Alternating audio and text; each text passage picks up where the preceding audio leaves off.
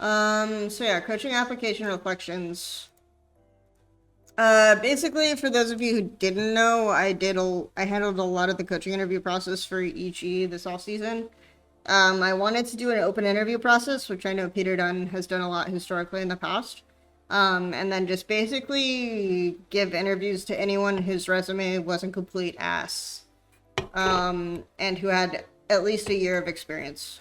Basically, cutoff was a year of experience of coaching in some kind, so you could submit like, I coached my high school tennis team for a year, and I would do that. Um, and I would allow that. Or if your resume was ass, then I would reject it.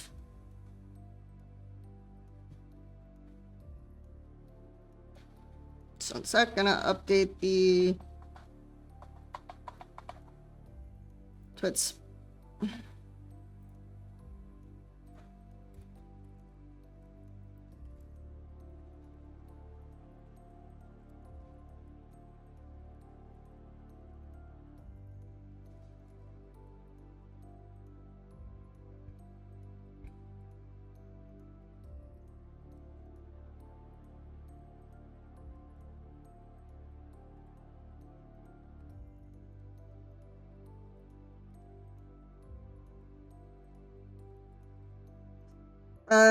So that was basically the initial process, and then after that,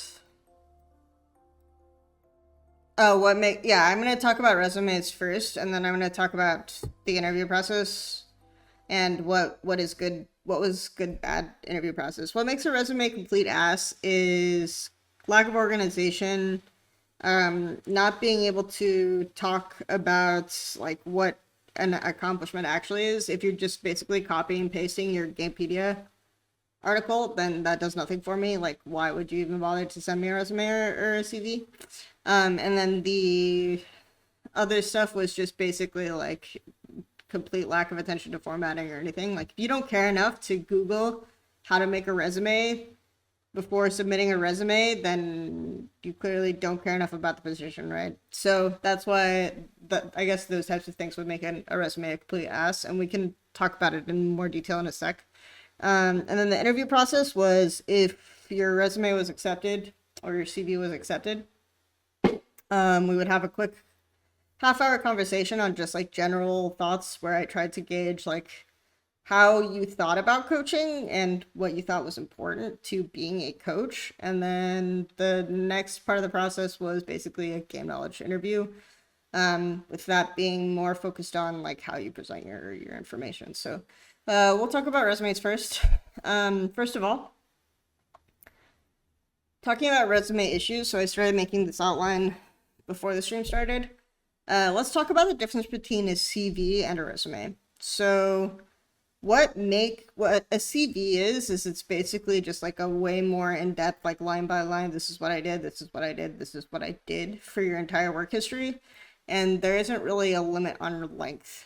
I prefer resumes because resumes generally give me a better overview of what your career highlights are in terms of these are the positions I had, and this was actually what was fucking important about what I did.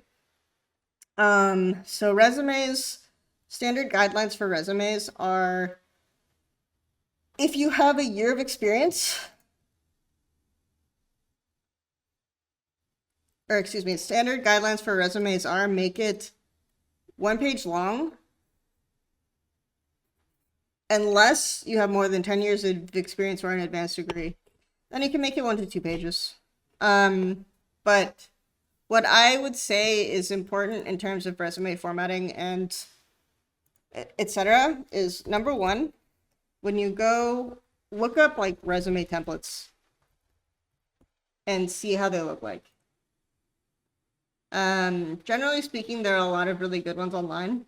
I would go for ones that are less busy. Generally speaking, try to keep it as simple like this. So something. Can we see this one?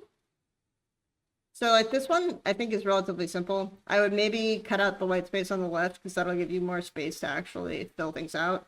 You don't necessarily have to have these graphical elements for your hobbies and interests and featured skills, just a high level of the information that you want. You also don't necessarily need this about me. So basically, all of the stuff here is stuff that you would include if you don't have a lot of work experience. If you have enough work experience and anything like that, then you don't need a lot of like the graphical elements and the about me blurb. Sometimes having like a one-line objective of what your career goal is useful. If the important thing here is if you can make it stand out. So if your career goal is I want to be a good coach, then that's not a good objective. If your career goal is something like I'm going to become the best development oriented coach or the best academy coach in the history of mankind, then you probably want to think of a better way to word that or phrase it, but that will make you stand out and that'll make your resume unique, right? If your objective or your goal or your about me isn't making your resume unique, then don't include it. The next element. Yeah, so you're probably not going to find resumes that are focused on becoming a coach. You might be able to. Actually, that's a good question because I have never actually Googled that. So let's see. Coach resume templates. Let's see what's out there, guys. If there's anything for coaching resume samples.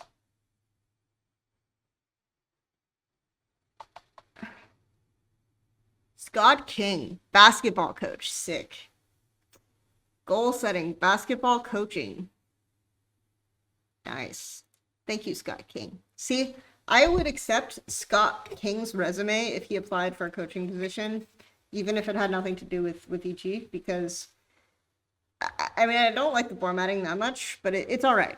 Like it's not bad. He's got a line on what his work experiences are. And he has, so this is very key, that's important for Scott King's high school basketball coach resume, is he has one metrics-based, which we'll get into next because this is a good transition. He has metrics-based goals that he accomplished, or metrics-based accomplishments. So you probably can't even read this, so I'll just read it. Raised, because I can hardly read it, raised percentage of annual wins to losses by 19% by drilling better zone plays and man-to-man plays. So yeah, that tells you something unique that he did that you might not be able to see, because one thing that I see that infuriates me on so many resumes is people will say led VOD reviews. Head coach for Team X led VOD reviews. Crazy. Amazing. I've never heard that you can do that as a coach. That's news to me.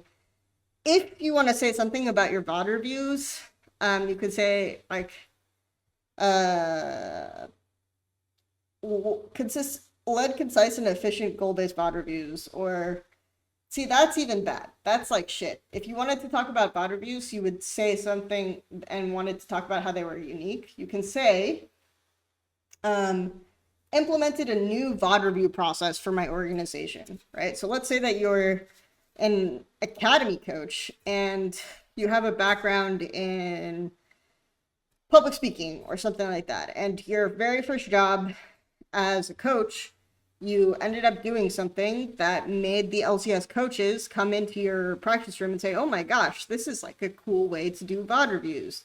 You're putting the goals up front, or you're doing X, Y, and Z up front. That's something that you put on your resume. It's like changed the way that Dignitas approached VOD reviews on an org-wide scale, right? So stuff like that is stuff that you would talk about to say VOD reviews. If you just said led VOD reviews, yeah, that's a basic skill. That's like almost something that you put in a skill section. You would say VOD review, right? Something like that, just to make sure we're checking the boxes and that you're capable of doing it. But you'd want to communicate something unique about how you led your VOD reviews.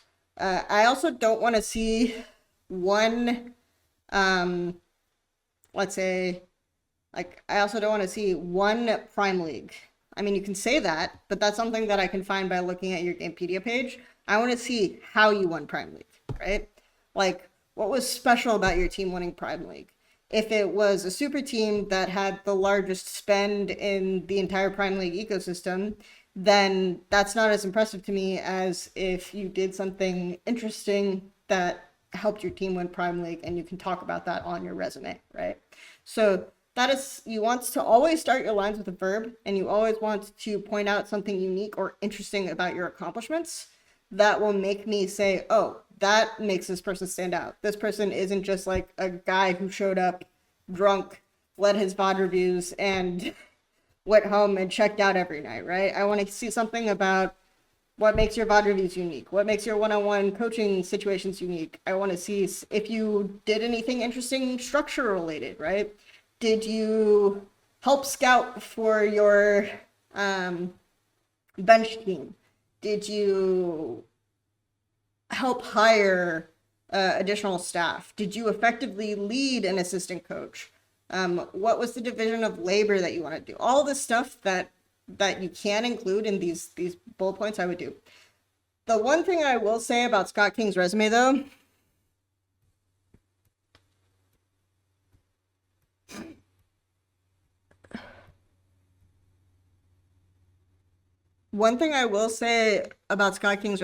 is these are too many bullet points. I only say that these are too many bullet points because Scott King has only had 2 jobs. If Scott King had more jobs, I'd want like 1 or 2 bullet points per job. And I'd want those to be as concise and effective as possible. Like for me, you could argue that my career is a train wreck and I've had a million different jobs in a million different fields. So I would list those and I would talk about how each of those specifically made me stand out or made me interesting for my position, right? And I would cater those and actually bother to edit the resume based on which position I'm applying to. The other thing that's really annoying is when you can tell that the resume or the CV you received is basically this just spam sent to everyone in regardless of the position you're applying to. So if you're applying to a coaching role, if you're applying to McDonald's, if you're applying to a marketing job, which a lot of times in esports you'll apply to different places, I want your resume to reflect that and to indicate that you're actually paying attention to where you're applying, to what you're doing, and to what the job title is.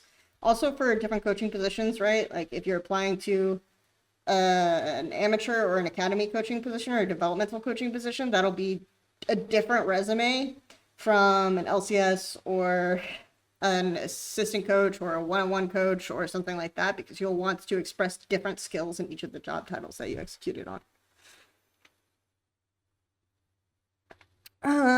So that's kind of what I'm looking for.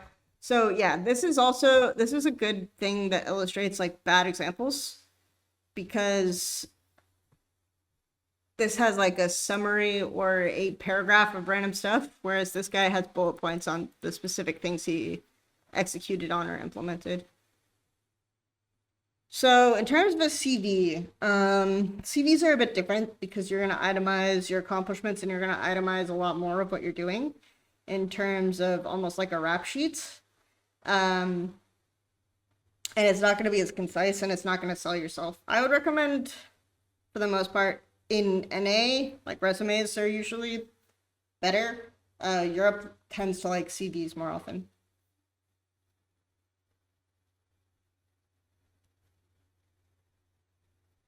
For resumes, shorter is better for sure. The reason, like I said, the reason why I prefer resumes to CVs is because I want to see how you can sell yourself and how you did things different that made you stand out, right? Like always be thinking in your resume, like, how can I make this sexy? How can I make this different? How can I, instead of just making this a really, really vague description of what a coaching job is, how do I make this a description of what I did that other coaches don't? So, yeah. We talked about a lot of these things already. So that's kind of the resume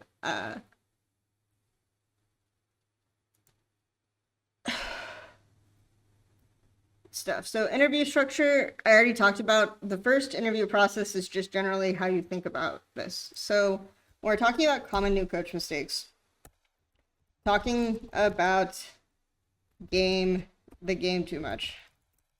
If I'm doing like an initial overview of How are you as a coach? What do you do as a coach that's different from other coaches?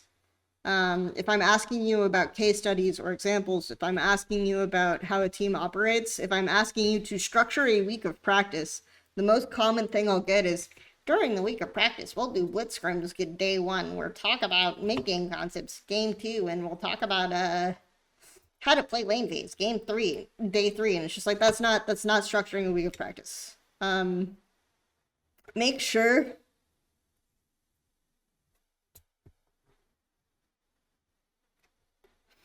that when you're aware that coaching isn't just talking about the game. I will care, obviously, if you have game knowledge. I'm not saying that it's bad to have game knowledge. Having game knowledge is actually really good, and it's a way to make yourself stand out. But if you don't know what the coaching job entails, then you're trolling yourself, and you're gonna make yourself look bad. Coaching should include stuff like, hey, it's my first time being a head coach. If you're not actively thinking about stuff like, what activities am I going to make my players do outside of scrims? If you're not thinking about how am I going to want to handle meal versus scrims? How am I going to want to do XYZ? And you're not actively asking like experienced coaches in the business, like Peter's in chat, by the way, you can ask him. If you're not asking experienced coaches in the business, like how about questions like structure and playtime versus downtime, what activities are good for young players, what activities are good for older players, more experienced players, how do you keep a good team atmosphere? If you're not thinking about those questions, you probably shouldn't be a head coach, right? And you should look to get that kind of experience and look to talk to people about those types of experiences first. I think one of the biggest problems in the ecosystem when people talk about coaches now is that people think that just knowing about the game makes you a good coach. That's generally, I feel like, overemphasized almost every other skill. So I'll get a ton of people who come in and then all they do is they talk about the game to me.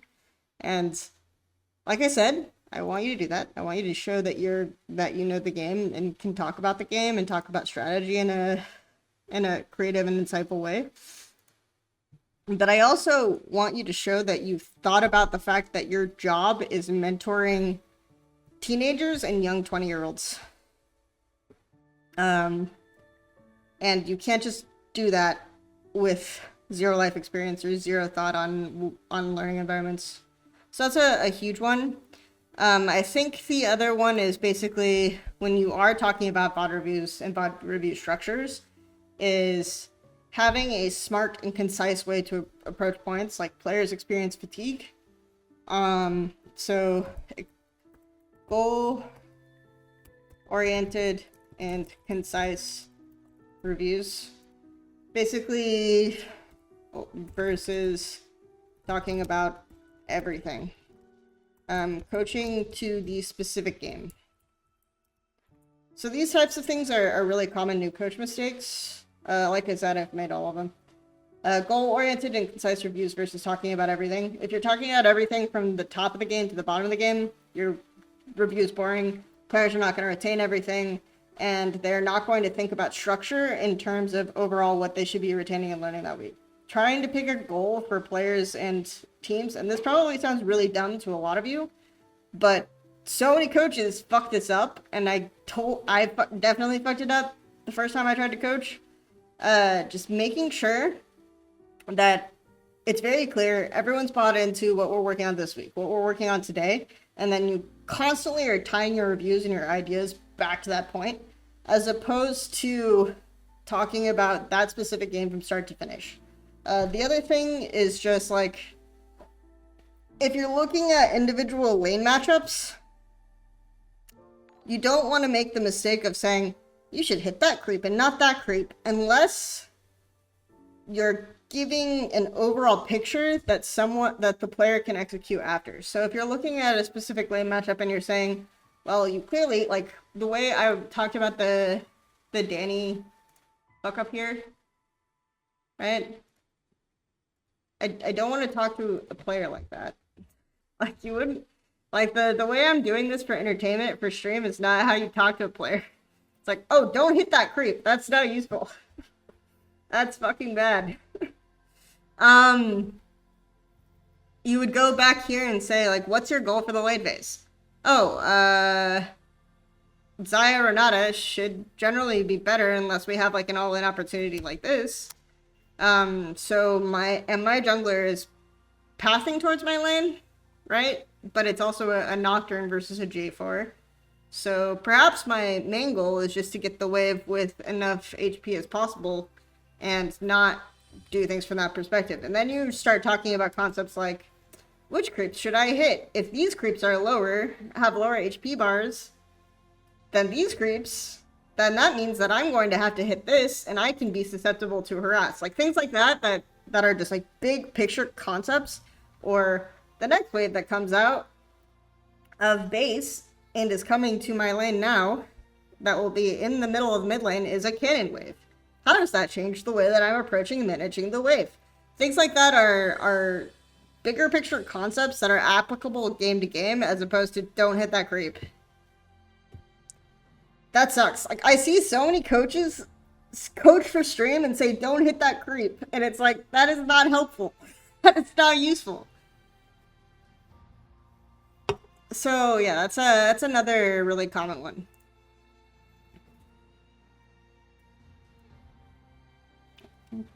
Do players respect younger coaches? It depends. I mean, I think we're in an industry where basically respect isn't an age-based mechanism. A lot of times players will just respect you if you give them something, right? If you give them feedback about the game, if you give them a structure, if you give them rules to apply, if you give them a way of thinking about their own improvement, if you add value, they will respect you. That's generally how I see it.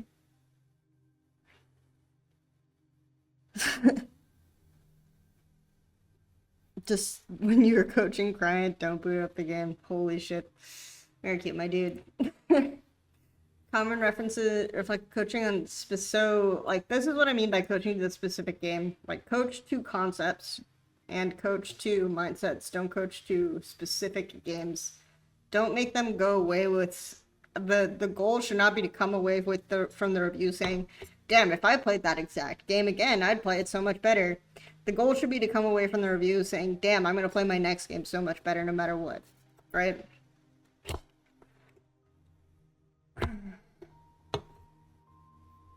So these, like, again, this stuff sounds really basic, but considering what a lot of people think professional coaching is based on streams and personalities, it actually is worth mentioning and talking about. So this one I think I put here is because I've talked to a lot of ex-pro players who have become coaches. The number one thing I hear from them is, yeah, results-based as well. Like this is yeah, I think that's what he was saying is worth writing down as a separate thing. Results-based. So the way this works is like if you win the game, then you're more likely to think that what was done in the game was correct. And that will be the review, right? The review will be based on whether or not you win or lost, instead of what the goals were, what the concepts that you're coaching to are supposed to be learning are, and what you can take into next game to improve slightly. So there's a lot of that kind of thing.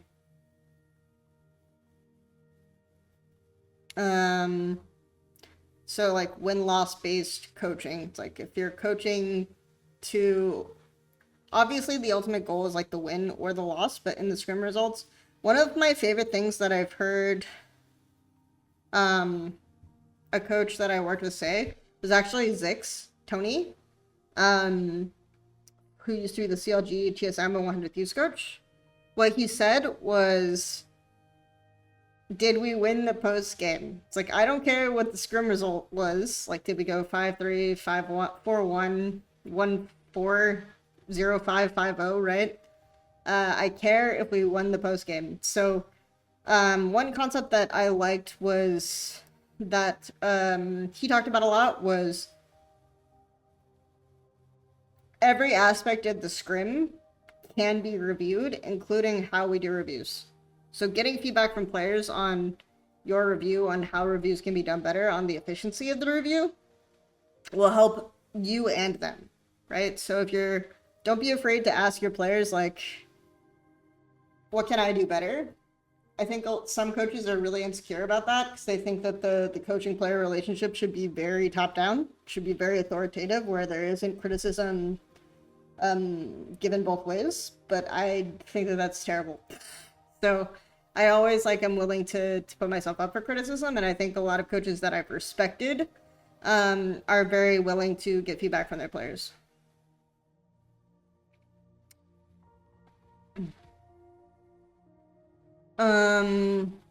So yeah, I think very common reflections and observations from ex-pro turned coaches. So I've talked to a lot of players who used to be coaches who used to be pro players, because obviously I don't have that experience.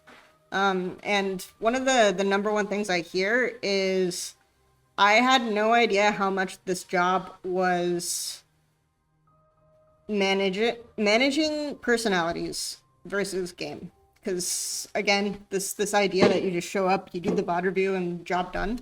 You have to do things like help them figure out their life. Because a lot of times you'll get players who've never even been outside of their house before. They don't know how to do doctor's appointments. They don't know how to do those things.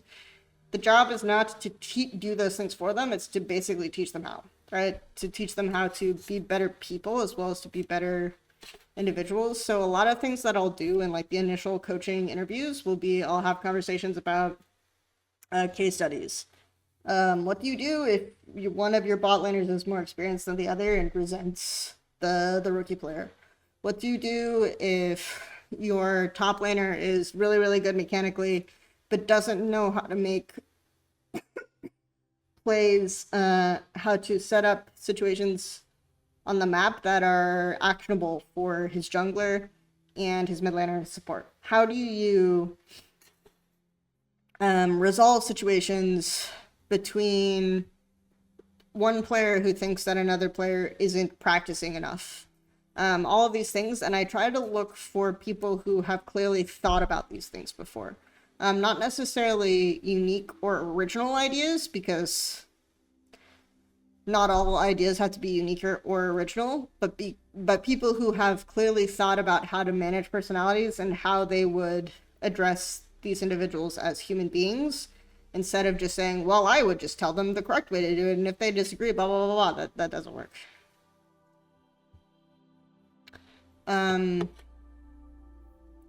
Yeah, players speaking a different language. A lot of different things like that. So I would say that this is one of those things. Think a lot about interpersonal case studies. Think a lot about what the job is outside of just playing the game, because so many people will just talk about that.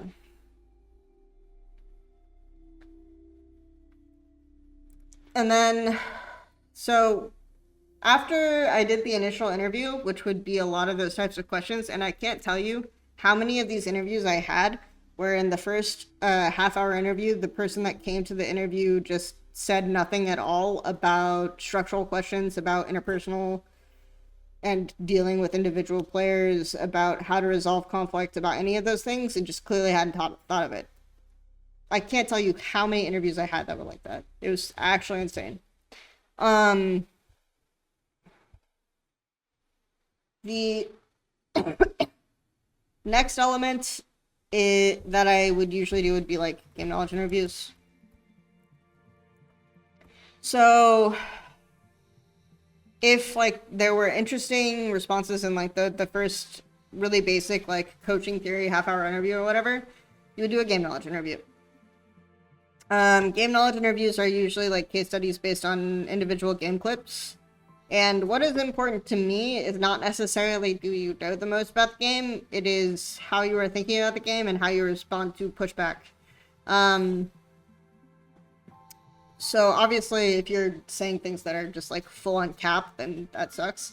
But if I ask you why do you think that, and your answer is well, a pro player told me this, then that's a shit answer as well. And also your presentation. I think in all of the game knowledge interviews I did, there were only like 2 people who did what I asked them to do, which was present this as if you're talking to a player. And by that I mean there were a lot of people who would just like try to fill the game knowledge breakdown with every single little small detail about the game that they knew to try to impress me, as opposed to saying like the most important high level concept that happened in this game was X, and this is what I would tell the player. I think like only 2 people did that out of like 20 game knowledge interviews that I did after first round interviews. So yeah,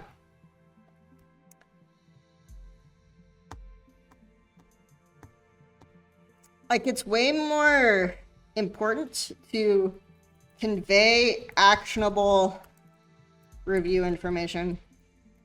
Don't just try to fill as many details as you want, but to convey actionable review information. Like, what's the most important concept in this play? What can a player get out of watching this game? What do I think is like a high-level replicable concept here that would make sense and make an individual player playing this game in this clip better?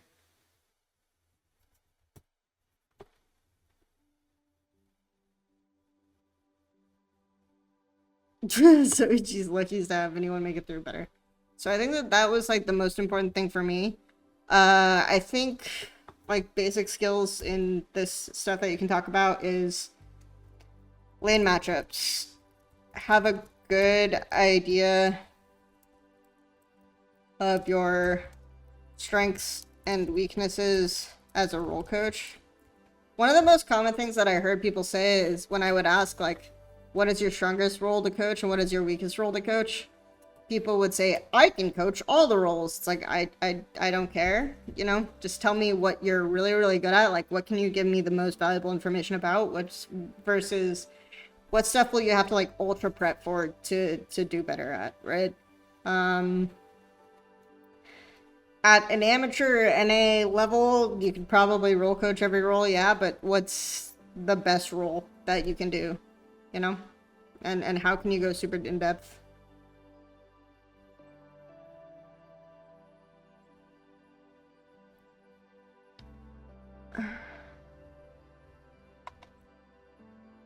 Good advice to get hired in EG, not necessarily good advice to get hired in every org. I mean, yeah, but I think that the issue is that there aren't standardized. I agree with that comment, Peter, for sure. I think the problem is that there aren't standardized interview org processes. I can tell you what I think works for orgs that have less sophisticated interview processes. I think what works for orgs that have less sophisticated interview process is buzzwords. If you come in and say stuff like regression analysis, a lot of org owners and managers will think you're a genius.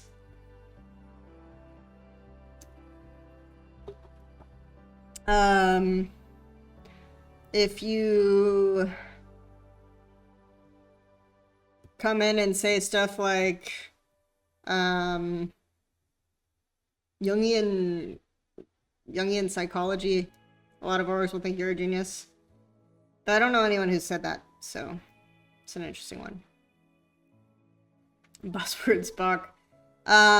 So I think one of the other things that you can talk about is, okay, so what if I'm applying for an org and their interview process includes a trial, right? If their interview process includes a combine or some kind of thing. This was also included for EG as well, as like a lot of people got opportunities to coach in the tryout combine.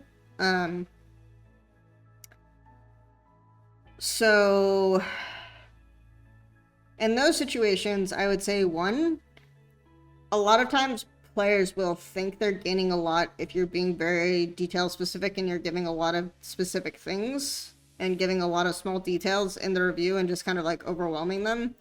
They'll think that they're gaining a lot, but they probably aren't. So keep in mind who you're interviewing for. So if you're interviewing with an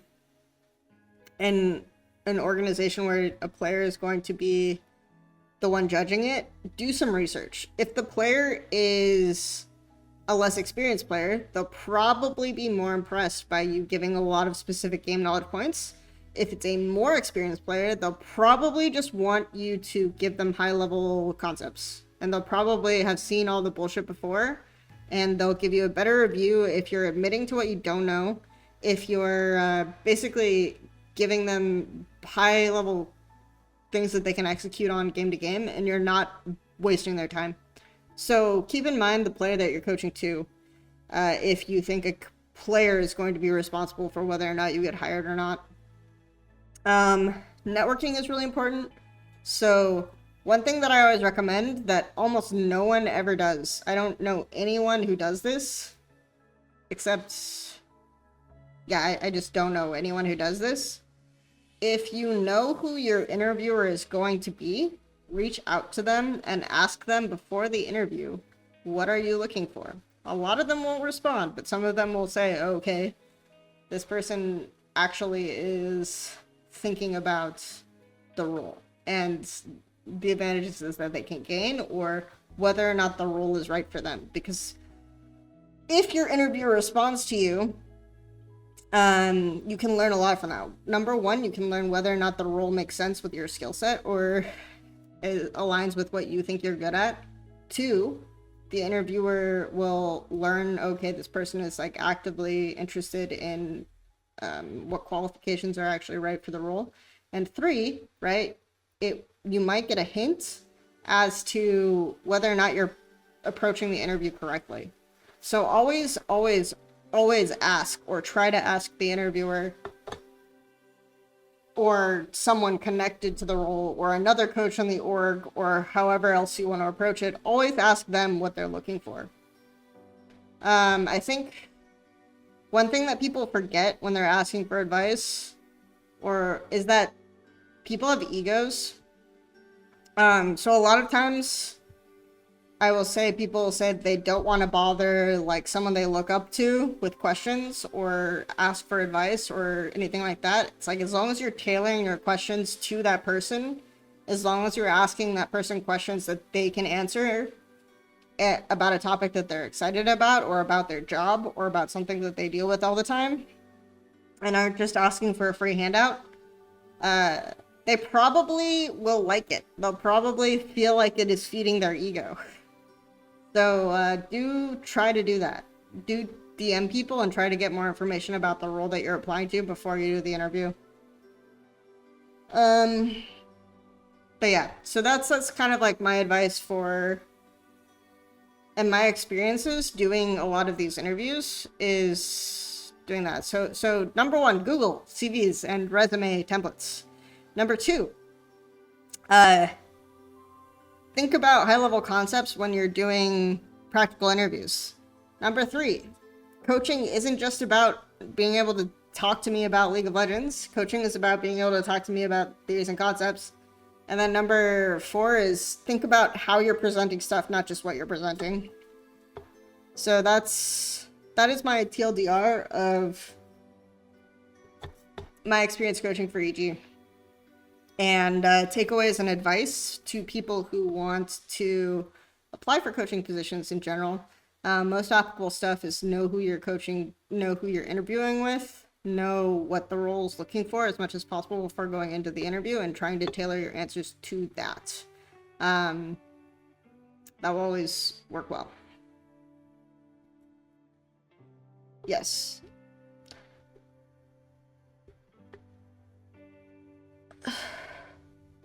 Peter also does a good advice. I can't tell you how many times people went to the EG interview and I asked, like, so what do you think that this team can improve on from last year?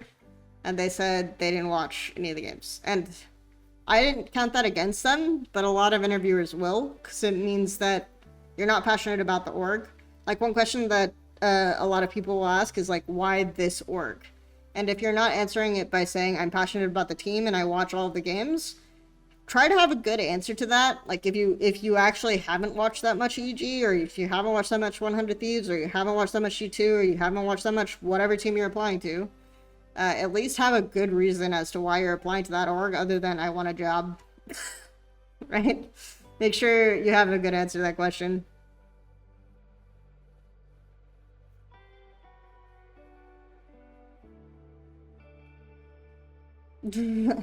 Yeah, Peter hard counts that against people. Like I said, some people will really count it against you if you haven't watched any of the games of the team you're applying to. Because I think the main thing is just you have to demonstrate that you care specifically about the org and the situation you're applying to. Like, if you tell me I don't watch LCS because NA is trash, I'll probably hard count that against you. If you don't watch EG because you just didn't have the opportunity to, that's different, right?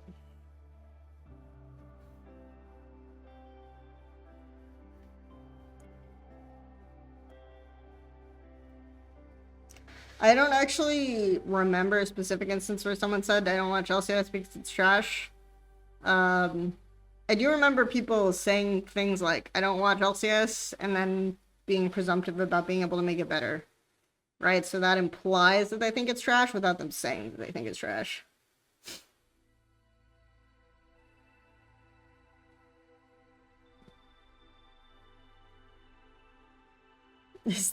So I can flame crying. Anyway, that is my TLDR. I expected the stream to last about 2 hours, and hooray, it did last about 2 hours. Let me know if you have any questions. Like I said, I'll be probably cutting out the coaching advice portion, and timestamping it and putting it on YouTube. And I'll try to also condense and put up the EG versus G2 part, at least like for the high-level conclusions. We're gonna cure LCS by never watching it, yes. Also, not referring to anyone in this chat, but make sure that if you are applying to an org outside of your time zone, that you're clear on the time difference from the interview and the interview location and your time zone. Not referring to anyone in the chat, obviously. But try not to be late to your interview because of something like a time zone difference. Because that sucks. That's not a good, it's not a referencing anyone in particular. So yes. Good stuff, everyone. Thanks, and I will be doing a PSG VCS video that will drop. I think I'm going to finish editing that today, so that'll probably come out tomorrow. And then on the 8th, at the same time, I'm going to be talking about T1 versus RNG, and then doing my traditional list mania for international events.